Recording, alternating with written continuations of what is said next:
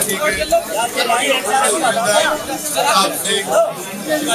National president बहुजन मुक्ति party और जनाब शौकत अली साहब जो AIM के यूपी के अध्यक्ष हैं। फिर से रिपीट करें, तो हम तमाम ने मिलकर ये फैसला किया है कि हम लोग उत्तर प्रदेश के आने वाले विधानसभा में हम सब लोग मिलकर चुनाव में हिस्सा लेंगे और तकरीबन 95% सीट्स पर जहां पर हमारे कैंडिडेट होंगे किस पार्टी के होंगे तय हो चुका है। तीसरी बात हमने तय की है कि अगर उत्तर प्रदेश की जनता हमको अपने आशीर्वाद से, अपनी दुआओं से और अपने वोटों से कामयाब करती है तो ये जो अलायंस बना है इसके कन्वीनर जनाब बाबू सिंह कुशवाहा साहब रहेंगे और उसमें ये भी तय किया गया है कि अगर उत्तर प्रदेश की जनता इस अलायंस को, इस मोर्चे को सत्ता देती है तो ये तय हुआ है कि 5 साल के टेन्योर में 2 मुख्यमंत्री होंगे, एक ओबीसी समाज के और एक दलित समाज के, और 3 डिप्टी CM होंगे जिसमें मुस्लिम समाज का भी होगा। तो ये 4 अहम बातें मुझे आप तक बताना था, आप तक पहुंचाना था। अब मैं माइक देता हूं जनाब बाबू सिंह कुशवाहा साहब को, मैं माइक देता हूं जनाब श्री वामन मिश्राम साहब को जो राष्ट्रीय परिवर्तन मोर्चा के अध्यक्ष हैं, वो आपसे बात करेंगे।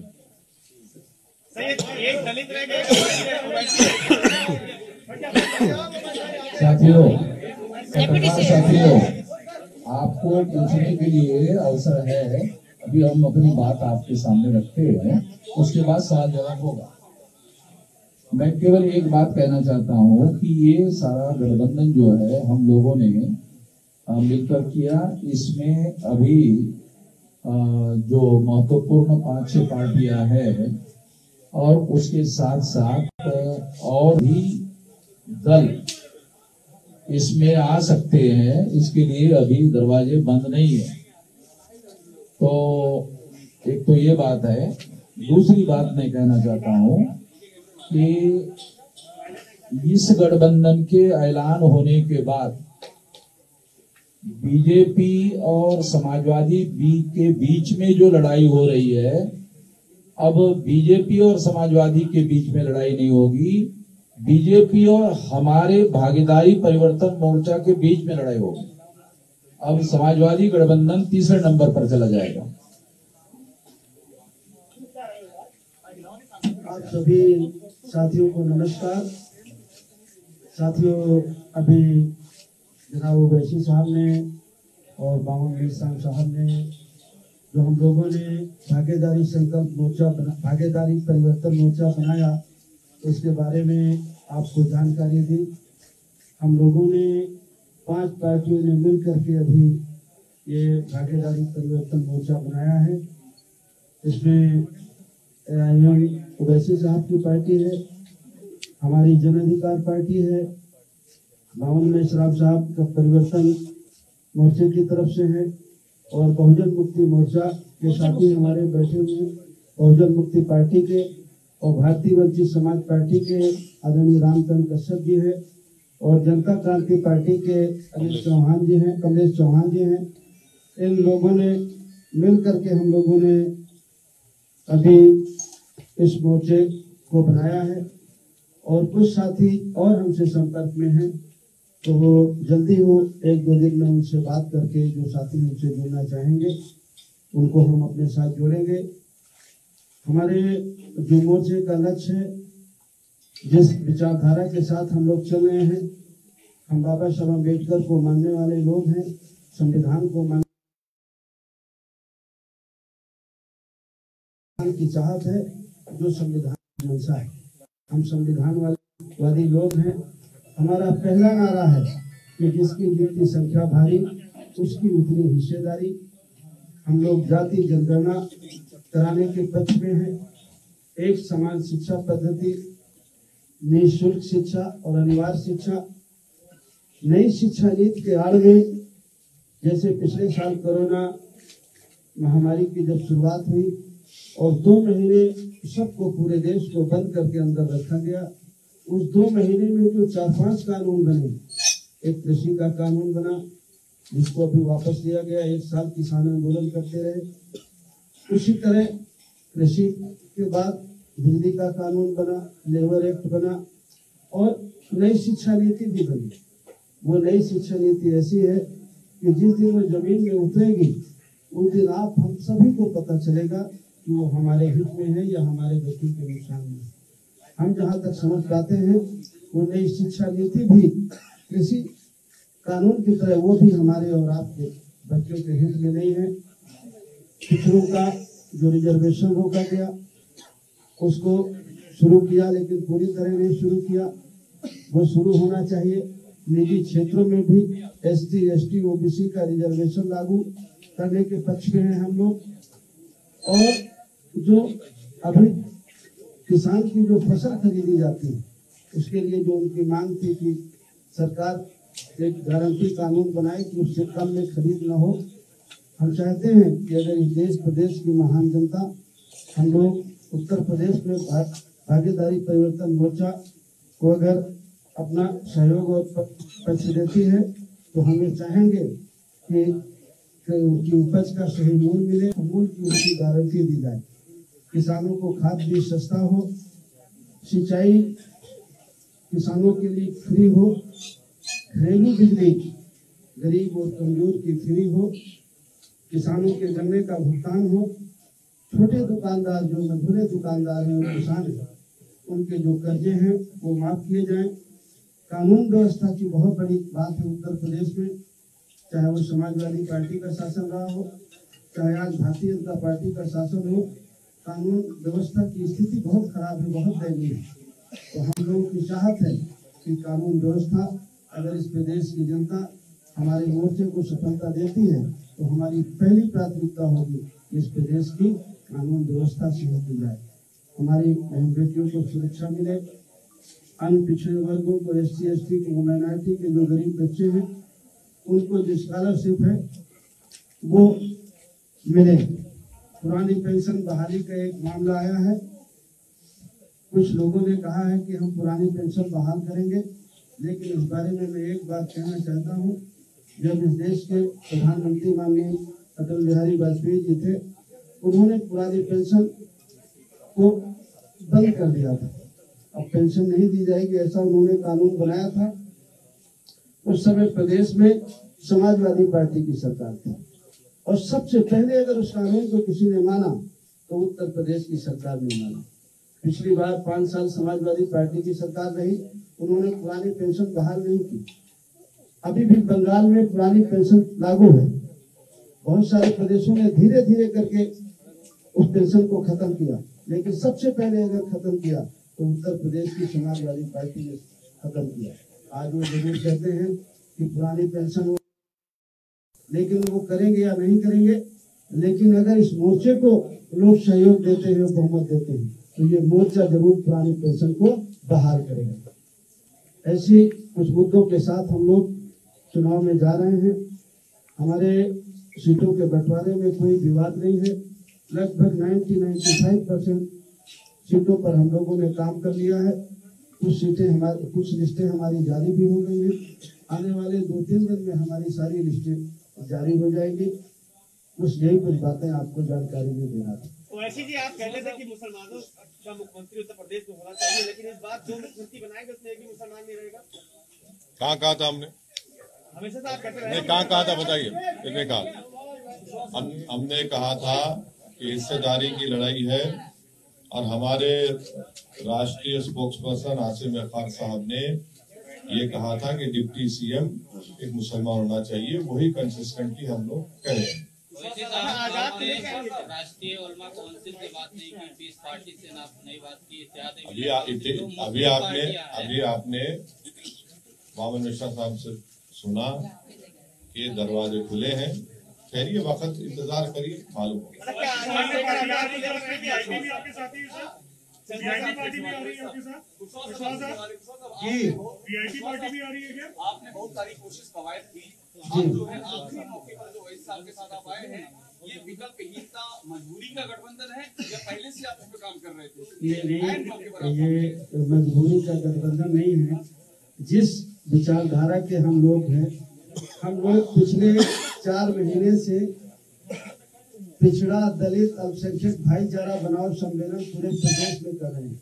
आपको अच्छी तरह से जानकारी होगी, आप लोगों ने हमें दिखाया हो या न दिखाया हो, लेकिन प्रदेश में अगर सबसे ज्यादा कार्यक्रम किसी पार्टी ने किए हैं तो जन अधिकार पार्टी ने किए, और हम सब लोगों ने एक दूसरे से सहयोग लेकर के पूरे प्रदेश में 4 महीने से चतुर्मासा में भी हम लोग नहीं बैठे, पिछड़ा दलित अल्पसंख्यक भाईचारा बनाओ सम्मेलन हम लोग कर रहे हैं।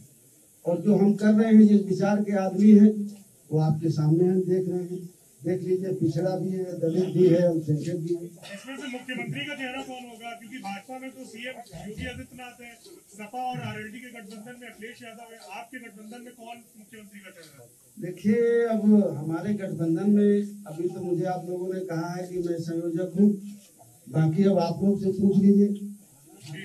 अभी आप लोगों के सामने हम लोगों ने सलाह मशवरा करके घोषित करने के लिए ओवैसी साहब को कहा था, और ओवैसी साहब ने घोषित किया कि इस गठबंधन के 2 मुख्यमंत्री 5 साल के टेन्योर में होंगे। एक पिछड़े वर्ग में बाबू सिंह जी है और एक दलित का होगा, यानी शेड्यूल कास्ट का होगा, उसका चेहरा घोषित किया जाएगा।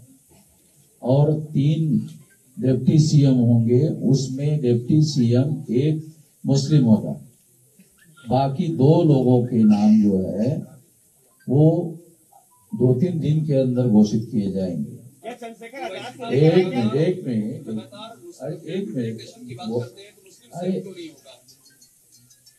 वो मिनट।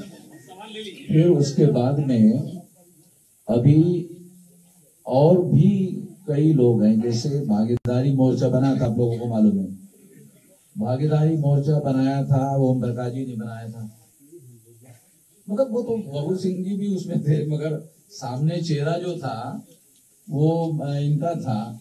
वो जो है वो केवल वो चले गए, बाकी सारे भागीदारी मोर्चा के लोग इसी में शामिल है।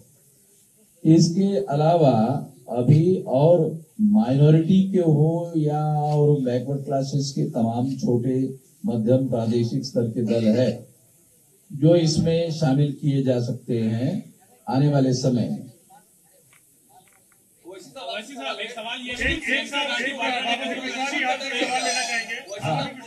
किसको पूछना है? मुझे पूछना है, एक सवाल आपसे लेना चाहेंगे। आपसे एक सवाल ये है कि स्वामी प्रसाद मौर्य ने अभी एक बड़ा ही मंच से भी घोषणा की, जिसके साथ हम जाते हैं वहां पे सरकार बनती, उसकी हम सरकार बनाते, तो उन्होंने अपने आप को किंग मेकर घोषित कर दिया है चुनाव से पहले। आपको इसके क्या मायने दिखाई देते? क्या आपको लगता है कि उनकी बात में दम है? नहीं, अगर वो कह रहे होंगे तो होंगे, और उसमें हम क्या कह सकते हैं? वैसे ही इधर लेने सवाल सर, सीटों का कुछ फाइनलाइजेशन हुआ है? सीटों पे कुछ फाइनलाइजेशन हुआ है सर? हाँ, सीटों का हो गया। कितनी सीटों पर लड़ रहे हैं? 95 सीटों पर हमारा 95% सीटों पर हमारा कितनी सीटों पर लड़ रहे हैं? क्योंकि 403 पहले फेज की पोलिंग के लिए नामांकन खत्म हो चुका है, अब वो सीटें खत्म हाँ, हो गई हैं, नामांकन हो गया दूसरे में हमारा। चल रहा है, तो टोटल काउंटिंग कितनी है सीटों पर? 403 अरे सुन तो लीजिए, सवाल तो सुन लीजिए सर। खत्म कितना करेंगे? सवाल लंबा कितना सवाल कर रहे हैं? अरे सवाल इतना जा रहा हम देखो। अरे अब सवाल समझ गया, आपको छोड़ दिया, हम बोलते हैं। आज छोड़ सुनिए, सुनिए। जी जी जी बताइए, और कुछ बोलना है? ना अभी लंबा करेंगे। 403 सीटों पर हमारा गठबंधन चुनाव लड़ेगा, पहली बात। उसमें से 95 सीटों पर हम लोगों का कंसेंसस हो गया है, 95% सीटों पर, ठीक है। 5% सीटों पर 3 दिन के अंदर नाम के साथ लिस्ट घोषित की जाएगी, ये बात है। अभी ओवैसी साहब मेरा सवाल आपसे है, सीटों की बात की थी, आपकी अपनी सीटें बना रहे हैं। देखिए, लोग भी हैं हमारी बाबू सिंह कुशवाहा साहब की, वामन मिश्राम साहब की, परविंदर प्रताप सिंह साहब की, कमलेश चौहान साहब की रामकरण कश्यप साहब की हम लोगों की बातचीत बहुत दिन से चल रही है। तो ये फर्स्ट फेज सेकंड फेज आप उस चक्कर में मत पड़िए। अरे सर अरे इतना बॉक्सिंग मैच हो रहा है क्या? इतना सबर रखिए। ये हमारी बातचीत पहले से चल रही है। फर्स्ट फेज में कौन कहां से लड़ेगा, किस विधानसभा से लड़ेगा, सेकेंड फेज में, थर्ड फेज में, फोर्थ फेज में, फिफ्थ फेज में, 6, 7 ये सब तय हो चुका है। तो इसमें आपको कोई ताज्जुब या परेशानी की बात नहीं होनी चाहिए। ये तय हो चुका है। अभी वामन मिश्रा साहब ने और हमारे कन्वीनर साहब ने कहा कि 95% सीटों पर पूरा तय हो चुका है कौन कहां से लड़ेगा। हम कहीं नहीं जा रहे हैं। आपने कहा कि दलित सीएम और आपने कहा ओवैसी सीएम, सवाल ये मुस्लिम सीएम क्यों नहीं पहला और दूसरा क्या चंद्रशेखर को साथ ले रहे हैं क्या? ये दो सवाल एक साथ नहीं। अब ये अभी आपके सामने हमको टेलीफोन आ रहा भाई। अरे बोलेंगे ना, चंद्रशेखर का हमको टेलीफोन आ रहा है तो हम बता देते हैं। बोल दो ना, सुन लो। चंद्रशेखर का हमको टेलीफोन आ रहा है, बार टेलीफोन आ रहा है। तो बात हुई है तो वो जो हमने पहले कहा ये दरवाजे खुले हैं तो फिर वो बातें होंगी ना। चलो आप पूछ लीजिए।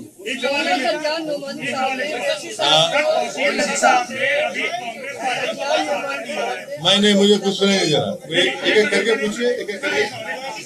तौकीर रजा साहब ने कांग्रेस का समर्थन किया है।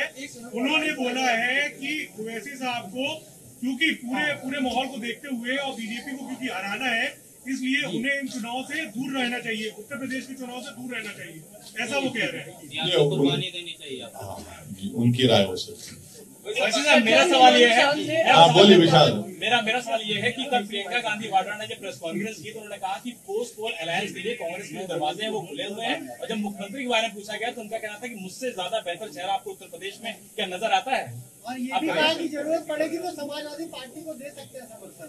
मैं कांग्रेस तरफ से कुछ नहीं बोल सकता। सज्जाद मोहम्मदी साहब ने आपको no comment, no comment, no comment, no comment. Sapa कहती है कि 10 मार्च को भारतीय जनता पार्टी कहती है इस बार 325 प्लस। आप बताइए कि उत्तर प्रदेश के चुनाव में क्या होने जा रहा है? ये तीसरे स्टेज की लड़ाई के लिए देखिए, ये जो लड़ाई है ये पूरे कमजोर लोग मिलकर एक ताकत बन रहे हैं और ये 99% वर्सेस 1% की लड़ाई है। जो 99% है और 1% संघ है, ये उसकी लड़ाई है। आपने पहले कहा था 100 सीटों पर लड़ेंगे। हाँ, अरे आप लिस्ट देखते जाइए ना। 403 अरे हमारे पूरे नंबर आ जाएंगे, पूरे नंबर आ जाएंगे आपके पास। क्यों आप फिक्र मत रहिए, मुतमईन रहिए। मुस्लिम सीएम के इशू पर आप कुछ बता नहीं रहे हैं कि पश्चिम में बड़ी दावेदारी आपकी। सुनिए, ये बात तय हो चुकी है जिसका जिक्र अभी हमारे कन्वीनर साहब बाबू सिंह कुशवाहा साहब ने कहा, वामन मिश्रा साहब ने कहा, उसी पर हम खाएंगे। सर आजम खां की रिहाई के हवाले से आजम खां की रिहाई के हवाले से आप आवाज बुलंद किए हैं। अब्दुल्ला आजम ने कहा है कि अगर हमारे सच्चे हमदर्द हैं तो उनको उनकी वजह से जो सियासी नुकसान हो रहा है उससे देखना चाहिए। तो उनको अपना नुकसान किससे हुआ वो पहले समझ लें। उनको किससे नुकसान हुआ वो उस बात को समझ लें। कोई ऐसी सीटें हैं जिसमें बाबू सिंह कुशवाहा की पार्टी और ना, नो नहीं है, बिल्कुल नहीं है, सब क्लियर है। लेकिन पश्चिमी उत्तर प्रदेश में आरएलडी और सपा के ऐसे कैंडिडेट्स हैं जो कि सपा के भी नामांकन हो रहा है और आरएलडी का भी नामांकन हो रहा है। क्या सिर्फ बटौवल की शुरुआत नहीं हो गई है? अच्छी बात है ना, मुबारक हो उनको, मुबारक हो। बल्कि उनका हसनपुर का जो कैंडिडेट है माशाल्लाह से वो तो आरएसएस के हैं और उनकी फोटो भी आई है। और माशाल्लाह से जो लोनी के आरएलडी के कैंडिडेट हैं उनके ताल्लुक से कहा गया कि दिल्ली के नॉर्थ ईस्ट के राइट्स में भी उनका जिक्र खैर आ रहा है, वो बता दें वो भी। तो अब ये तो ऐसा है तो ये ठीक है, आ रहा है सामने, देखिए।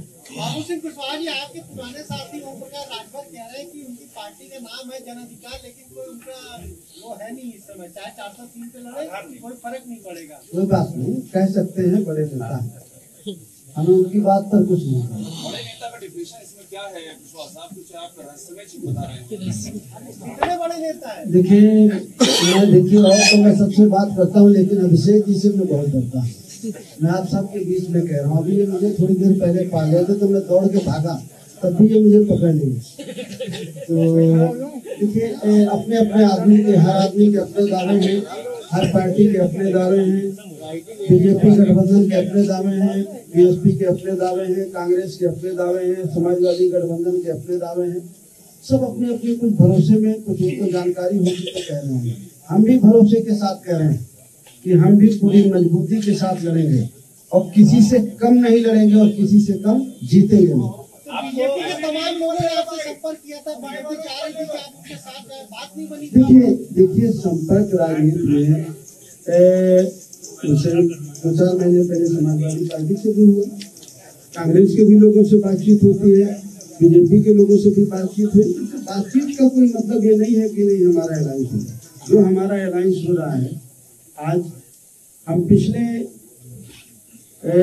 3 महीने से हम लोग बातचीत कर रहे हैं, और जो आपकी एक कंफ्यूजन है कि फर्स्ट फेज का नामांकन हो गया, हम लोगों की सहमति थे।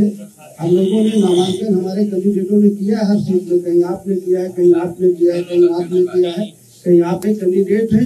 तो हमारी पूरी कोशिश है कि 403 में कोई सीट छूटे ना, और हम लोग मिल करके 403 सीटों में पूरी मजबूती के साथ लड़ें। कोई लेट नहीं हुआ, हम नहीं लेट हैं, हमारी पूरी तैयारी है। आज अखिलेश यादव ने आरोप लगाया है कि क्योंकि भाजपा ने आज प्रचार वैन आज डिजिटल जो प्रचार तैयारियां थी, उनकी तैयारियां पहले से थी। तो क्या चुनाव आयोग के अधिकारियों ने बीजेपी को पहले से ही लीक कर दिया था कि इस बार डिजिटल प्रचार होना है? क्या आप भी मानते हैं कि अधिकारियों ने कुछ लीक की थी चुनाव आयोग की? और इसी से जुड़ा सुनिए एक मिनट देखिए, जितने पॉलिटिकल पार्टी का और पॉलिटिकल पार्टी का आपने भी नाम लिया, क्या समाजवादी पार्टी ने इलेक्शन कमीशन ऑफ इंडिया को लेटर लिखकर ये कहा कि फिजिकल रैलीज अलाउ की जाए? सिवाय हमारी पार्टी के किसी एक पॉलिटिकल पार्टी ने इलेक्शन कमीशन ऑफ इंडिया को लेटर नहीं लिखा। मैं शुक्रगुजार हूं इलेक्शन कमीशन ऑफ इंडिया के चीफ इलेक्शन कमिश्नर का कि हमारी उनसे नोटिफिकेशन आने के 2 दिन के अंदर वो हमसे फोन पर बात किए। हमने उनसे रिक्वेस्ट किया कि सर आप कम से कम एक पॉलिटिकल पार्टी को एक विधानसभा में 500 लोगों के साथ फिजिकल रैली करने की इजाजत दीजिए, पूरा कोविड नॉर्म्स को फॉलो करते हुए। और फिर हमने यही बात को चीफ इलेक्शन कमिश्नर को लिखकर भी दिया। हमने कहा कि फ्री एंड फेयर इलेक्शन का मतलब यह है कि सबको एक लेवल प्लेइंग फील्ड मिले। तो आपको भी लिखकर देना चाहिए था, आपने क्यों लिखकर नहीं दिया? हमने तो लिखकर दिया है, और हमको यकीन है कि इलेक्शन कमिश्नर उस पर गौर करेंगे और उस पर एक फैसला लेंगे। अब जब किसी पॉलिटिकल पार्टी को फिजिकल रैली की और पदयात्रा की परमिशन नहीं है, तो फिर हमको जो कर सकते हैं वो करना पड़ेगा, ताकि हमारा मैसेज, हमारा पैगाम जनता तक पहुंच सके। आज बीजेपी नहीं है, मगर हमारे ताल्लुका शिवपाल यादव साहब से पर्सनली और रहेंगे इंशाल्लाह। आज बीजेपी ने चुनावी रथ निकाला है, करीब सैकड़ों, जिसमें पोस्टर लगे हैं, एलईडी लगी हुई है। आपने कहा तो चुनाव आचार संहिता का उल्लंघन नहीं? अगर वो परमिशन नहीं लिए हैं ईसीआई से तो जाहिर एक्शन लेना चाहिए हो। अगर परमिशन लिए मुझे नहीं मालूम, ये नहीं। सर, इलेक्शन कमीशन ने जिस तरीके से कहा कि वर्चुअल रैली होगी, ऐसे में छोटी पार्टियां जिनके पास संसाधन नहीं है उस लेवल पे, वो क्या अपने मतदाताओं तक अपनी बात पहुंचाएंगे? उसका तरीका क्या होगा? और क्या आप इलेक्शन कमीशन से फंड की रिकमेंड करेंगे छोटी पार्टियां? इलेक्शन कमीशन से फंड करने का तो वो तो एक नया कानून बनाना पड़ेगा, वो अभी पॉसिबल नहीं है। मगर अब जो भी है, जिस तरह से है, उसको हमको देख के आगे बढ़ने की जरूरत है। एक सवाल ये है कि मुजफ्फरनगर में अभी तक की जो सपा आरएलडी की लिस्ट आई है, उसमें कोई भी मुस्लिम कैंडिडेट नहीं है। क्या मुजफ्फरनगर दंगों में जो चीजें हुई थी उसको आप भरपाई करने की, मैनेज करने की कोशिश की जा रही है ताकि मुस्लिम कैंडिडेट ना हो वहाँ पे सामने? मेरा मानना यह है कि एक बहुत ही सोफिस्टिकेटेड तरीके से वहां पर अल्पसंख्यक समाज की पॉलिटिकल वॉइस को दबाने की कोशिश हो रही है। ईवीएम से सर कैसे लड़ा जाएगा? हाँ, ईवीएम का जो सवाल है उस पर क्या कहें? आपको शक है? सभी को है, बहुत सारे आपको है? अच्छा, चलिए चलिए सर, थैंक यू सर।